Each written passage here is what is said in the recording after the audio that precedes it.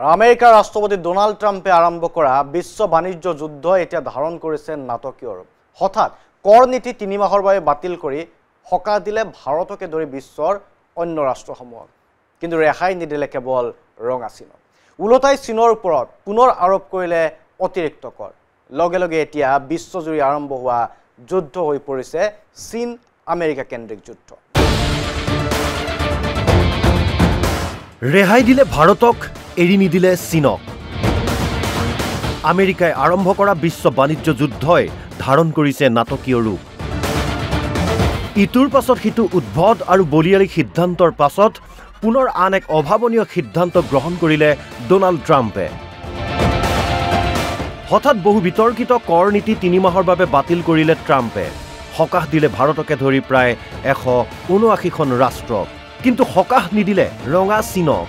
চীনৰ ওপৰত পুনৰ জাপি দিলে অতিৰিক্ত 125% কৰ। লগে লগে বিশ্বজুৰি আৰম্ভ হোৱা বাণিজ্যিক যুদ্ধ চীন আমেৰিকা কেন্দ্ৰিক হৈ পৰিল।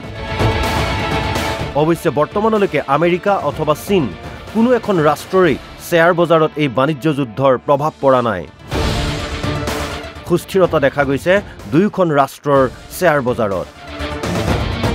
কিন্তু ট্ৰাম্পৰ কৰ যুদ্ধত চীনৰ মুদ্ৰাৰ বজাৰত সৃষ্টি হৈছে ব্যাপক খহনীয়াৰ। ভংগ হ'ল চীনা ইয়ানৰ 18 বছৰীয়া অভিলেখ। ডলাৰৰ পৰিৱৰ্তে হ্ৰাস পালে ইয়ানৰ মূল্য। উল্লেখ্য যে 2 এপ্ৰিলত বিশ্বৰ 180খনৰো অধিক ৰাষ্ট্ৰৰ বিৰুদ্ধে আমেৰিকাই ঘোষণা কৰিছিল ৰেচিপ্ৰকেল টেক্স অথবা কৰৰ বিপৰীতে কৰ যুদ্ধৰ। অন্যান্য ৰাষ্ট্ৰসমূহে তাৎক্ষণিক প্ৰতিক্ৰিয়া প্ৰকাশ নকৰিলেও চীন আছিল কিছু ব্যতিক্ৰম। আমেৰিকাৰ বিৰুদ্ধে প্ৰতিশোধৰ সিদ্ধান্ত লৈছিল জি জিনপিং চৰকাৰে।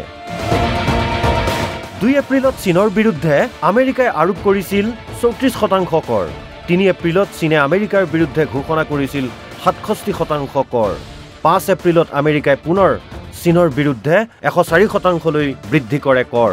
প্ৰত্যুত্তৰত একেদিনতে চীনেও আমেৰিকাৰ সামগ্ৰীত 84%লৈ বৃদ্ধি কৰে কৰ। এই কৰ আৰোপ কৰা লুকাভাকুৰ খেলত চৰম অনিশ্চয়তাৰ সৃষ্টি হয় বিশ্বৰ ব্যৱসায় বাণিজ্যত। শ্বেয়াৰ বজাৰত বিনিয়োগ কৰা ধন উলিয়াই আনিবলৈ হেতা উপৰা কৰে বিনিয়োগকাৰীয়ে। এনে পৰিস্থিতিত সকলো দেশৰ বিৰুদ্ধে আৰোপ কৰা কৰ সাময়িকভাৱে প্ৰত্যাহাৰ কৰিবলৈ বাধ্য হৈ পৰে ট্ৰাম্প চৰকাৰ। কিন্তু চীনৰ ক্ষেত্ৰত ল'লে সুকীয়া নীতি। পুনৰ 125% কৰ আৰোপ কৰি চীনক সকীয়াই দিলে আমেৰিকাই। এতিয়া লক্ষণীয় হ'ব কৰ যুদ্ধত অকলশৰীয়া হৈ পৰা চীনে কি ব্যৱস্থা লয় আমেৰিকাৰ বিৰুদ্ধে। International desk, NB news.